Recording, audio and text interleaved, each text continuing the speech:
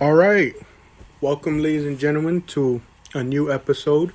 I'm your host, Jack, joined by my fellow co hosts. Hello, everyone. My name is Giovanni.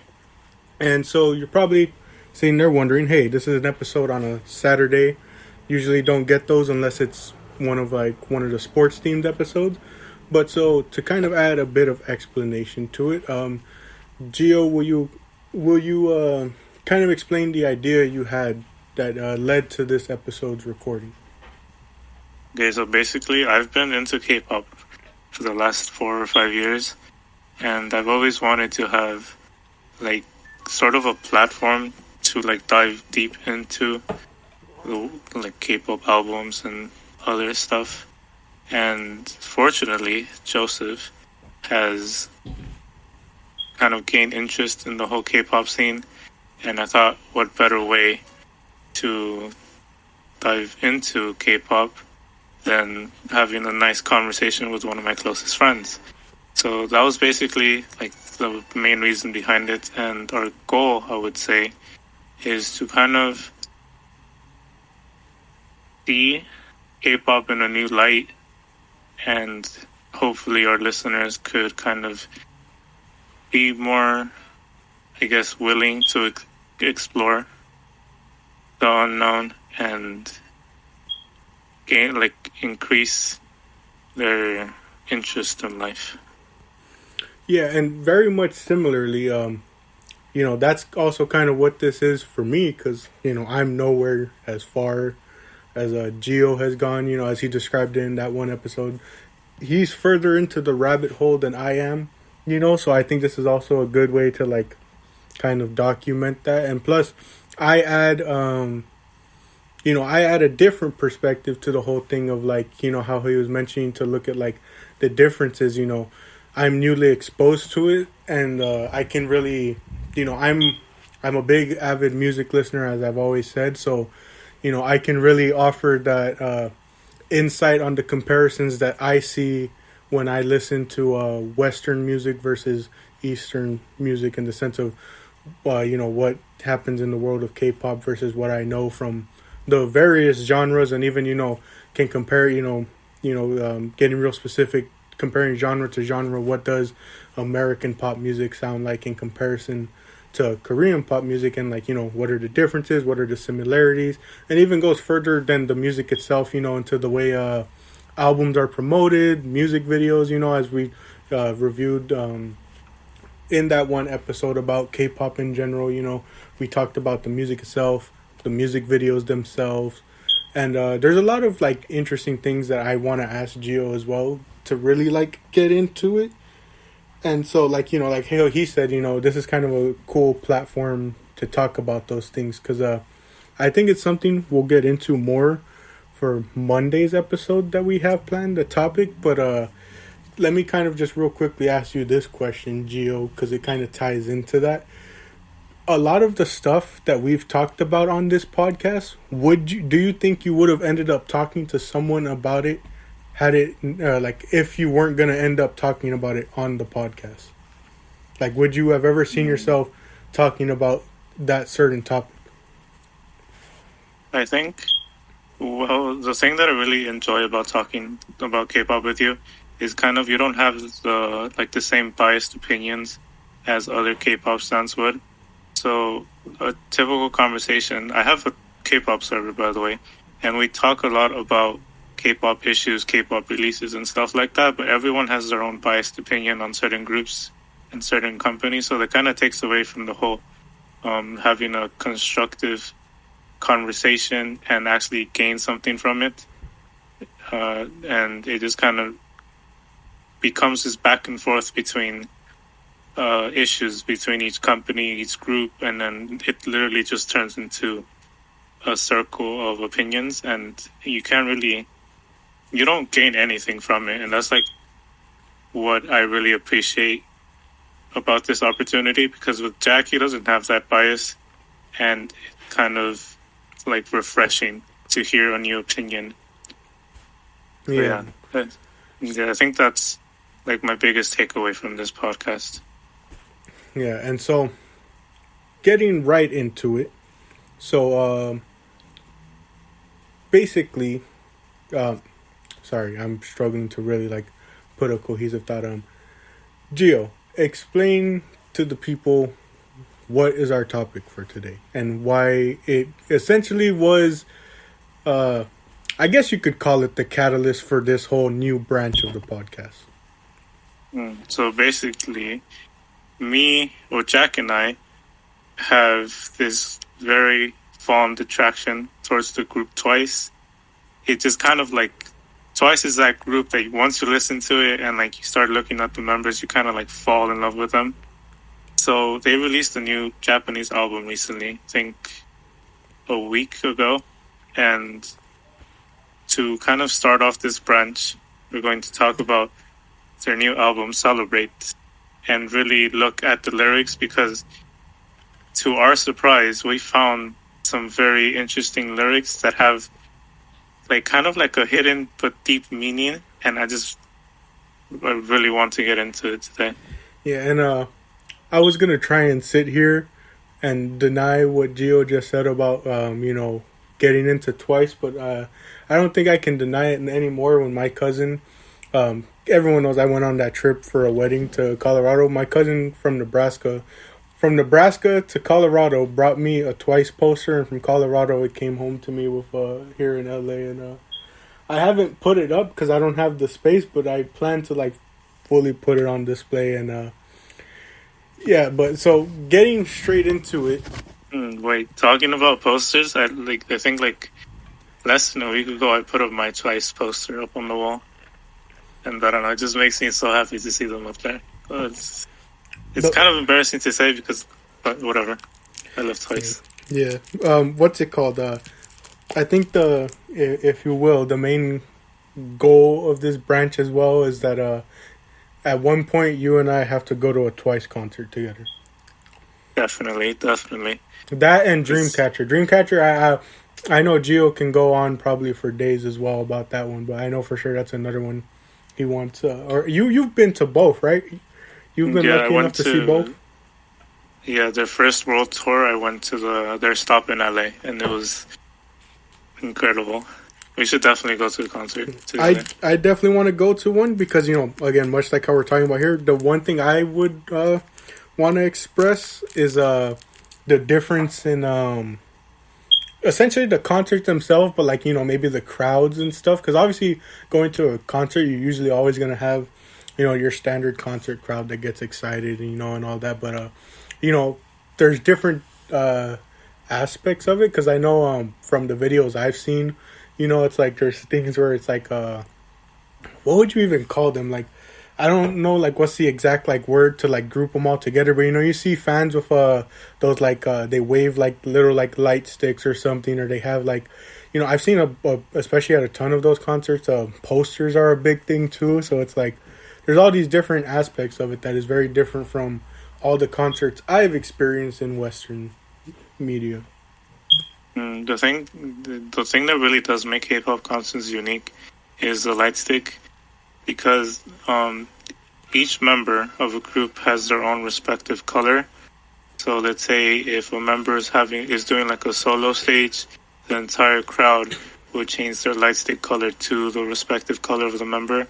And just seeing how like basically thousands of these lights and like not pitch blackness but almost pitch blackness it's like a whole new experience as a whole, because you can see like thousands of people with like different backgrounds coming from different places uniting, and all of them expressing their joy towards the artist.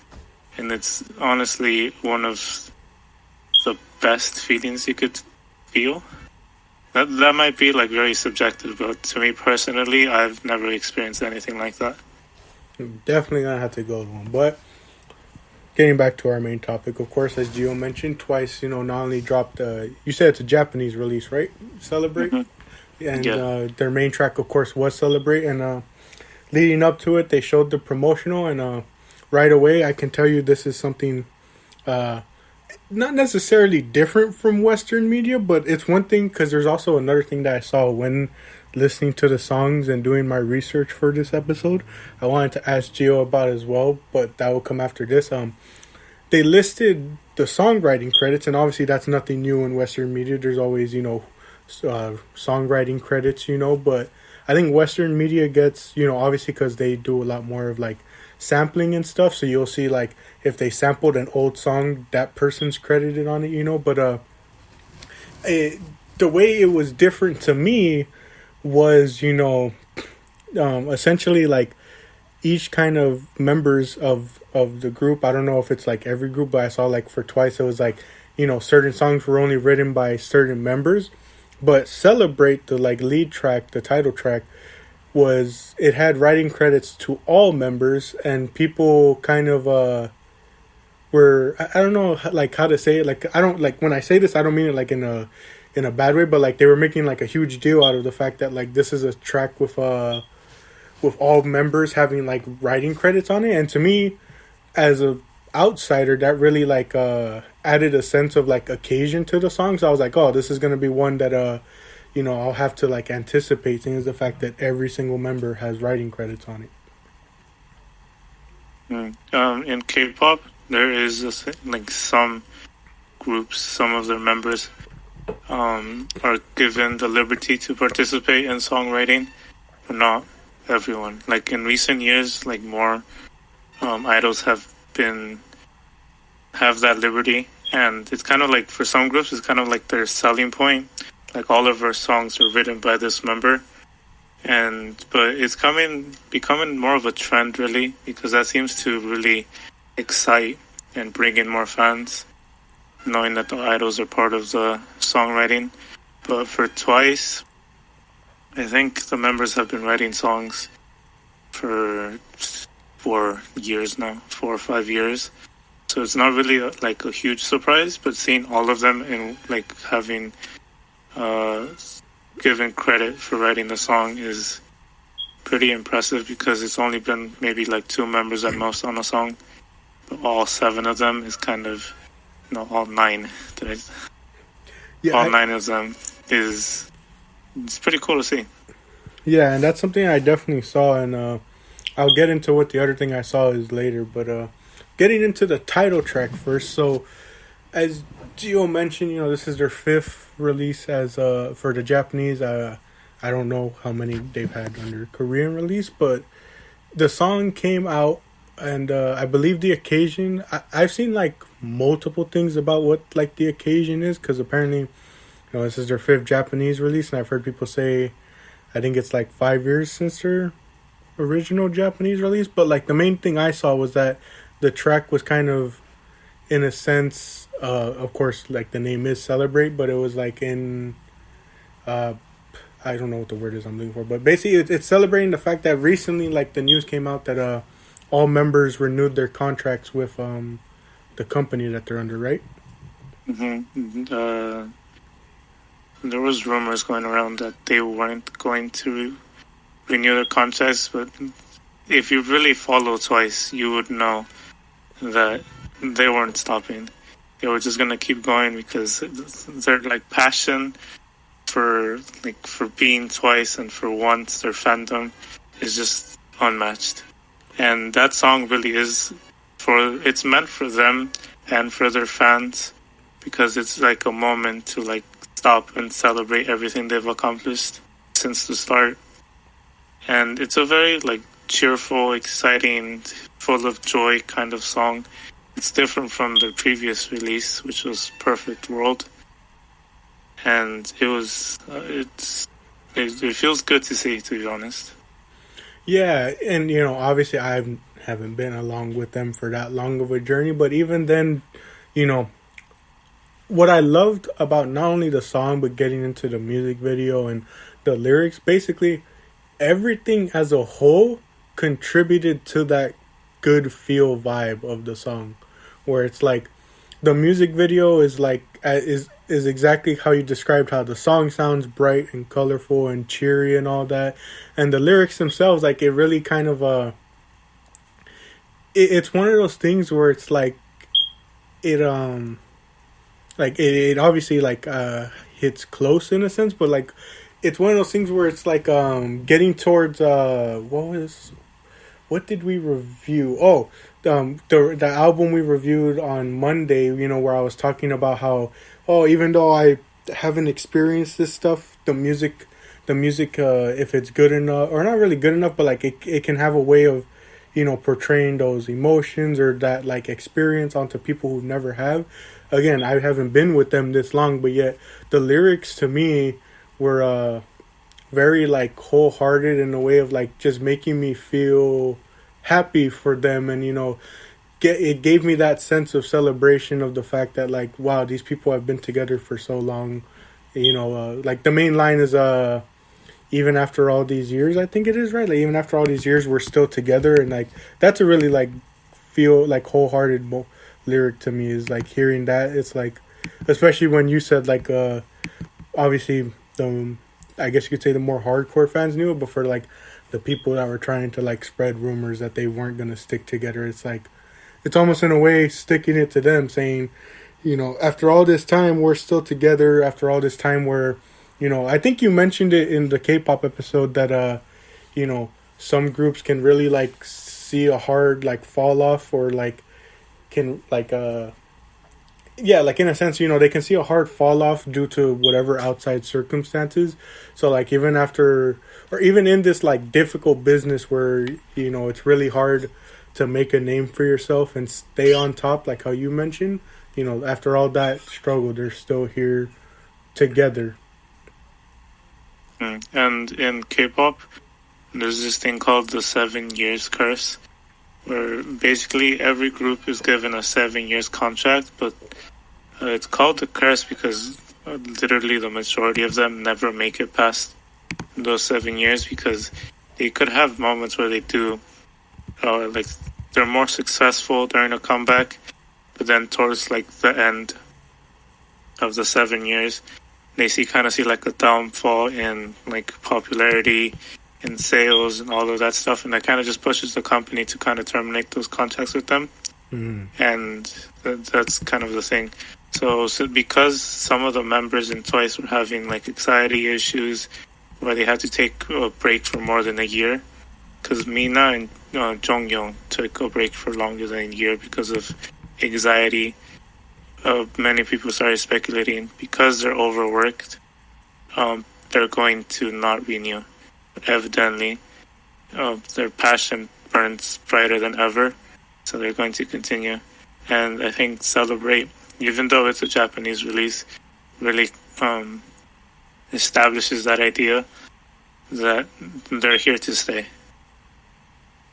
Yeah, and I really like that, like you bring that up, that like you know, it's something that I definitely can say it's not like talked about enough, is like the struggles that a lot of these artists go through, even on the Western side, you know, of like that whole thing of, you know, working like 24/7, you know, and like I don't know how bad it is in, you know, Japan, Korea, and stuff like that, but I know here in the States, it is like a constant grind for these artists because of the fact that they're so worried about, you know, falling off. And what makes it worse especially is how big of an impact social media has, where once they create the narrative that you've fallen off, it's so difficult to escape that narrative.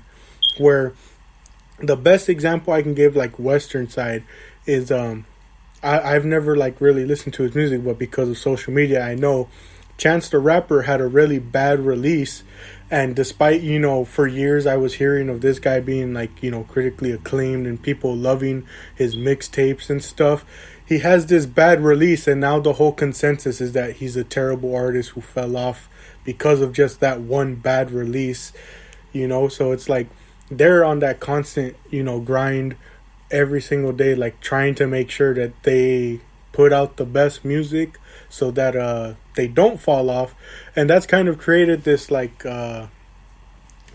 battle between quality and quantity, because you have artists like Drake who put out so much music and he never gives his fan base a break to like really enjoy the music he just dropped, you know, versus, you know, other artists who take their time, but they run that risk of, well, I want to take time for this to be really good, but does my fan base deteriorate the longer I take, you know? And the thing in K-pop, which is kind of like, it's very unfair. It's not kind of unfair. It's very, very unfair. Let's say like a small group coming from a startup company, they release one banger and then everyone goes crazy for it. And the company is desperate to make another hit like the one they just released. So they basically copy paste the formula, the structure of the song, and just change like the beat, the lyrics. Guess what happens? Literally, the entire K-pop fandom turns to them and says, "Why are you just copying that? Why aren't you coming out with something original?" And they get hate for it, even though they're desperately trying to hang on and survive in the industry. Right. Sure, sometimes the songs aren't as good, but people really should take the moment to consider their position and how desperate they are. Because the K-pop industry is not an easy industry to survive in. Like, if you go more than 6 months without a release, you're basically forgotten. Like, everyone forgets about you except like the fan of the group, and I don't know, it's very tough. But I think Twice is very lucky to be in the position that they are, like, obviously, because they're not under that pressure. And a lot of people say it's because they're coming from a top company. Some might say even like the number one company in Korean entertainment, which is JYP.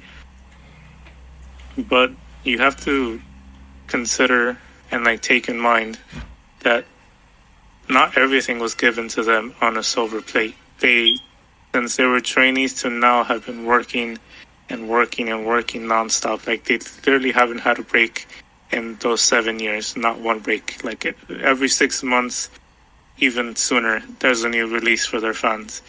There's new photo books, there's new everything. So it's kind of, they deserve what they have. And it's interesting to see, because if you look at their last releases, you have Kuro Kuro and Better, which kind of share the same theme of just love and having a significant other who makes you feel better, or basically that. And then we have Perfect World, which is basically a very intense breakup song. To have the opportunity to kind of not release something along those terms and release something for themselves, it's nice to see, and very much deserved, in my opinion. Yeah, and that's kind of what a lot of the song, and then kind of like how you said how the rest of the other songs too kind of surprised us a bit. You obviously brought up longevity and the fact that they had to work for it. One thing that caught my surprise that I didn't know about was first off, I didn't know Twice had a how would you say it, quote unquote leader, in a sense. I mean, I should have expected it, but at the same time, I don't know. I didn't know that they had a designated leader, and I also didn't know she has I forget the exact number of years she's been in this, but I heard she started really young in the business. She was a trainee for 10 years before she debuted. Yeah, I heard basically about that. She started when she was 5 or 6 in the company, and then she stayed with them for 10 years until the survival show, which was 16, and then from there they voted on who the leader should be, anonymously, and everyone basically put Jihyo. That's why she's leader, and obviously she's been doing one hell of a job. Yeah.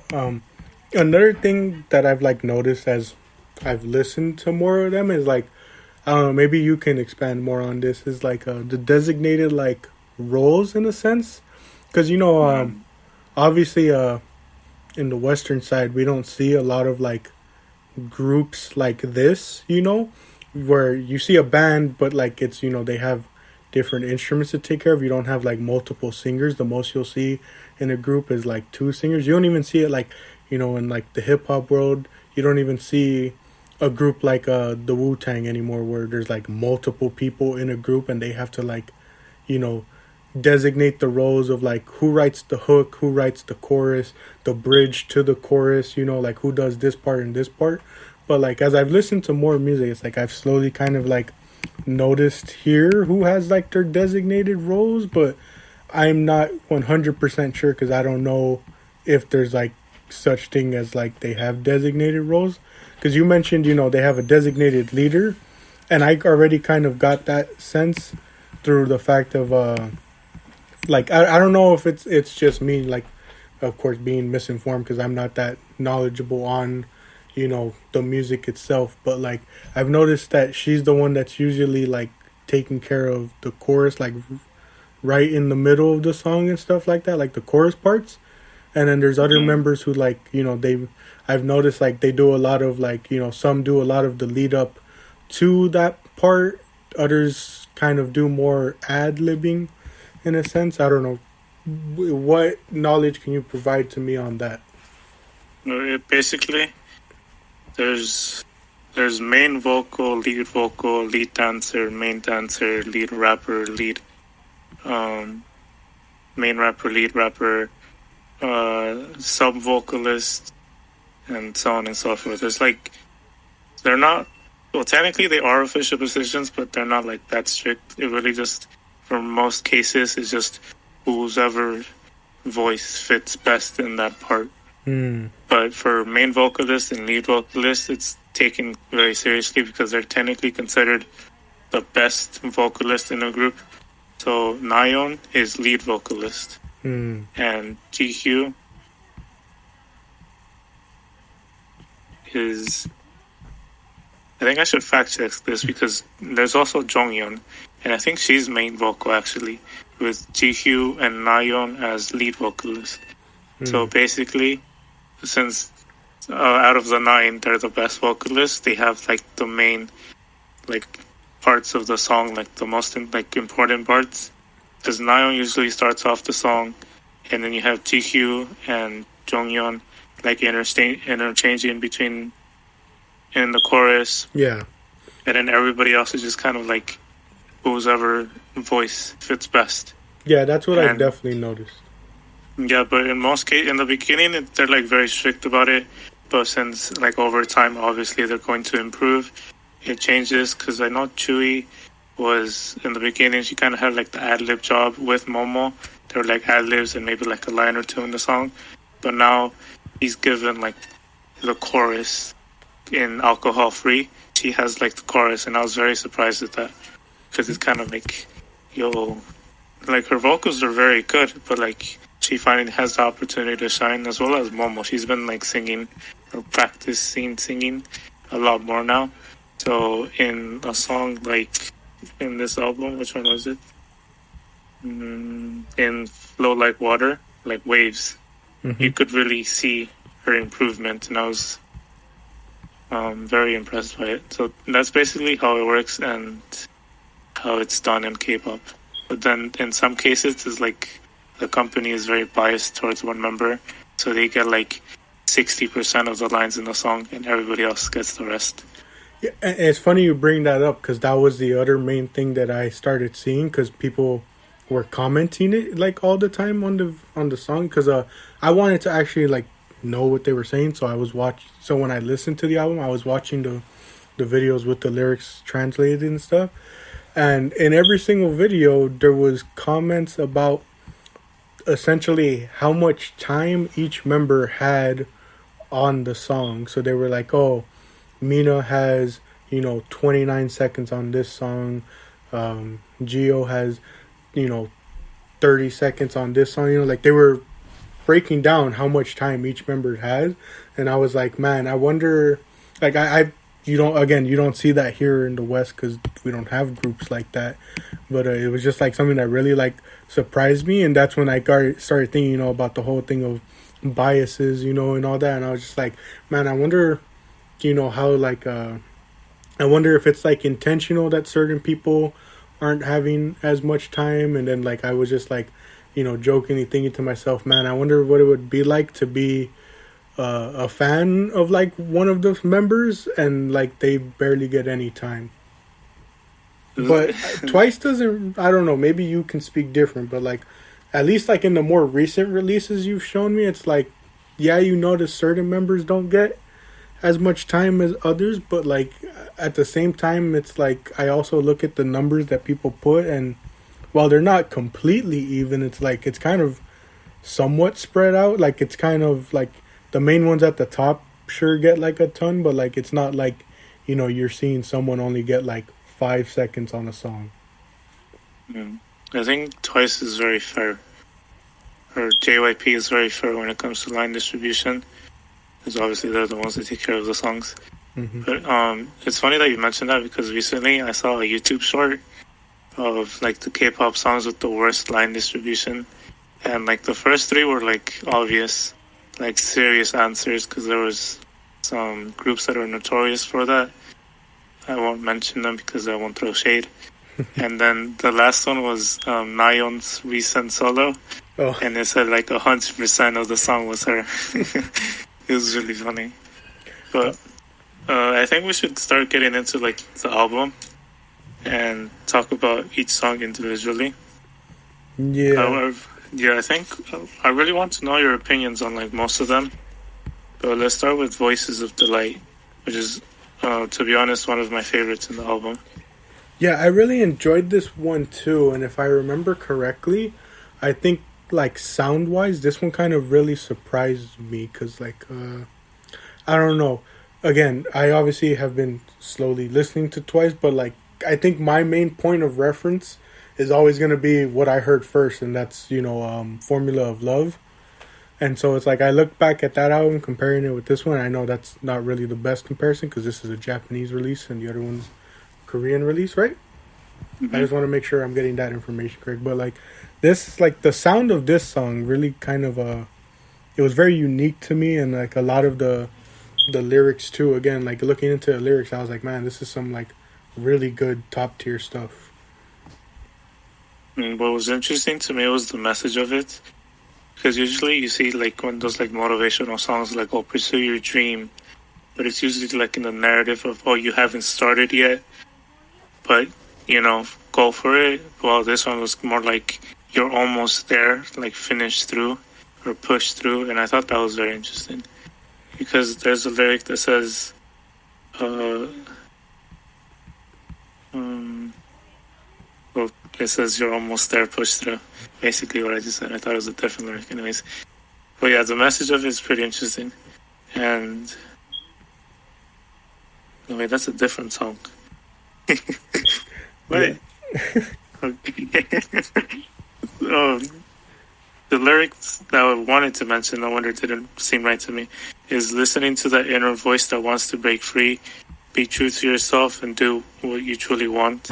And basically forget everything I just said. This kind of relates to the anime we reviewed in the last episode about these girls that wanted to do what they really wanted, and they went for it.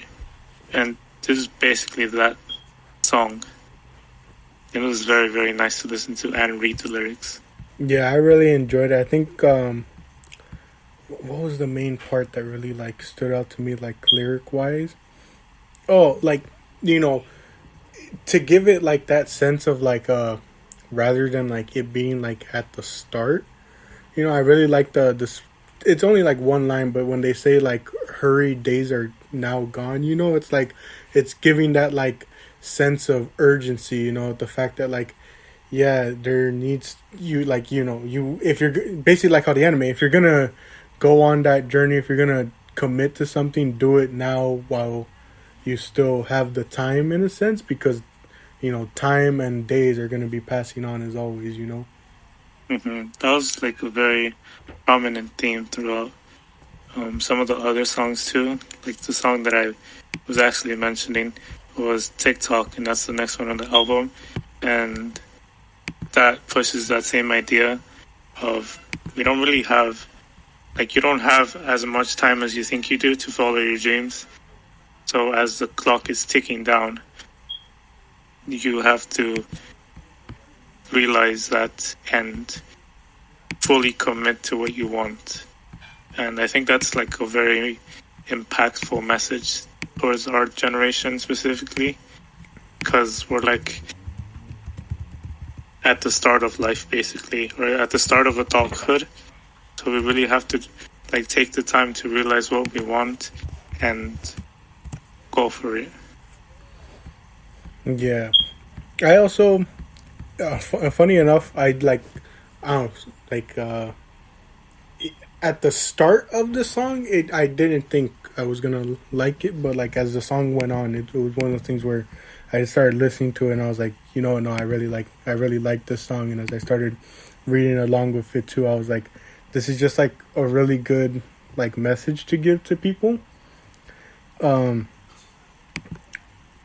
I think another one that like was like a good message, you know, following up on it is the "Flow Like Waves" song, where just cause like I don't know like what exactly it was like about it, you know, but like just kind of like the chorus, you know, telling people or like how they said like this is how we do flow like waves, you know, it gave me that like sense of what would you say, like that sense of obviously taking that journey, you know, and in this sense for them it was like taking this journey as a group, but at the same time, you know, I don't know what's the like correct way to describe it, but you know, when I hear flow like waves, I just think of it as a way of like, you know, riding the momentum they've built up for themselves while also still, you know, allowing time to pass in a sense and, you know, not really forcing anything. That's an interesting interpretation. Because when I was listening to that song and reading the lyrics, I like struggled to find, well, not the true meaning, but just the meaning in general. And what I came up with was basically, regardless of like the good and bad times, just keep moving forward and don't like let yourself be held back by whatever is currently happening to you. Because they have a line that says, don't really remember it word for word, but it was basically saying like everything on earth keeps moving. So I just thought that in itself is a very powerful message.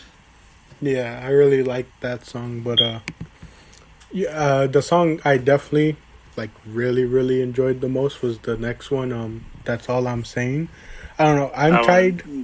I'm that tied. One hit different. Yeah, I'm tied between this one and Celebrate as like which one I'm enjoying the most off of this album, but I think I really just might have to give it to That's All I'm Saying, cuz like I don't know, there's certain lyrics in here that just hit different and like really are like really good in the sense of like I don't know what's the way to say it, but like it's like a unique take on the topic at hand, you know. I thought so too. It was like not your conventional, well, basically breakup song, because when we hear of a breakup song, it's usually like you're either the person you're breaking up with or the person who was broken up with, and this one kind of focused on the other person leaving you, and if despite having or being forced to let someone go, they still focus on the positive, and by saying the positive and then going, that's all I'm saying, is, I don't know, it was just beautiful to me, because instead of like dwelling on everything and just be like, I guess, continuously talking about everything that they're going to miss, everything that happened, they're basically saying, I still love you and I still care for you and I had a great time with you, like the happiest moments of my life. That's all I'm saying. And just like kind of concluding that chapter of their life. And that's just beautiful, man. At least to me, that's like so beautiful. Yeah, I really think this one took a different approach to it.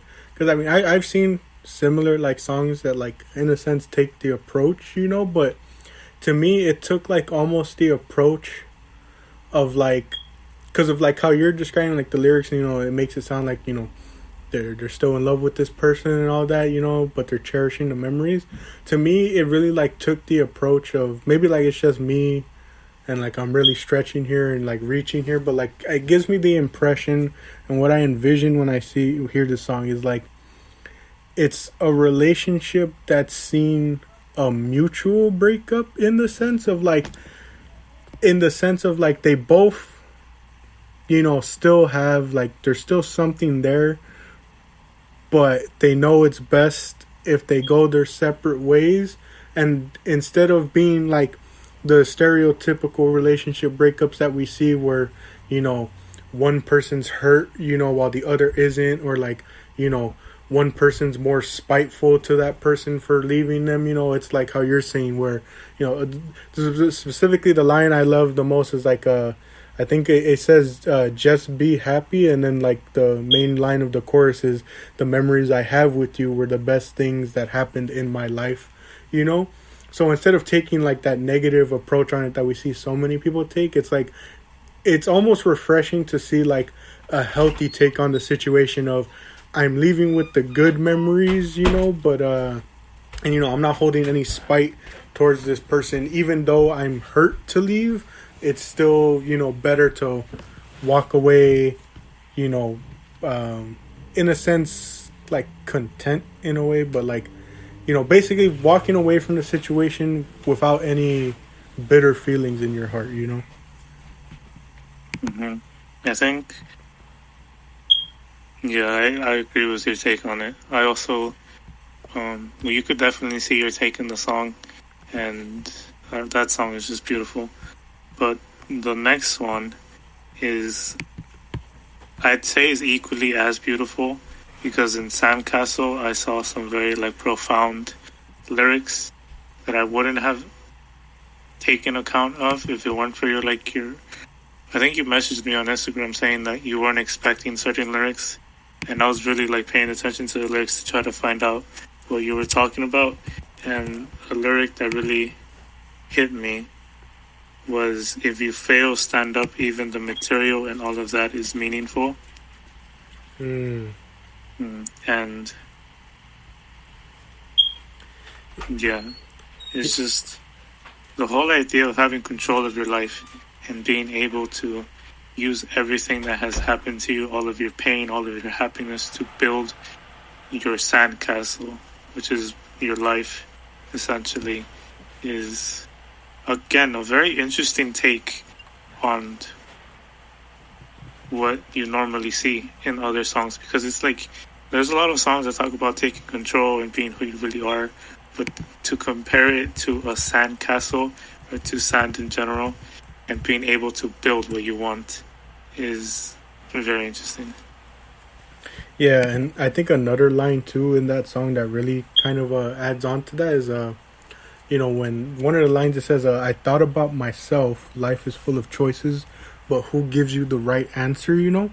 I really like that, like, inclusion in the song, because, you know, adding to the whole thing of, you know, you're kind of the one in control. It also is, like, a thing of, like, you know, who do you go in times of need to seek, like, truthful wisdom for? But also, it's, like, it also gives that sense of, like, who gives you the right answer? Well, sometimes you have to give it to yourself, you know, like, you have to make that decision. Yeah, at the end of the day, it's basically you versus the world. So who better to rely on than yourself? Because who else is going to know you better? Yeah, I really enjoyed that line. And with a minute left here, we're going to transition into a part 2, because obviously there's still many songs that we want to get into, more topics to get into. So thank you for joining for this episode. See you in part 2.